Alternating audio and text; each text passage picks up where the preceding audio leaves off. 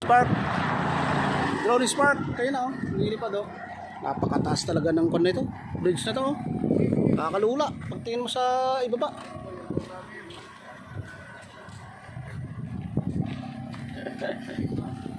May camera siya?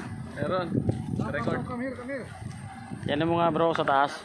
Kaya niya bumaba yan, bawal. Ay, oo, kaya niya. Pwede daw sa baba. Oo. Ayan oh. Buwaba si Spark. Kumukuha ng mga videos, larawan. Hindi naman, open naman. Ayun oh. Sige, itapat mo dun sa atin doon. Sa ilalim? Sige sa atin, ipakita sa atin. Tapos ipakita mo rin yung ano niya, taas. Oh, may kasili oh.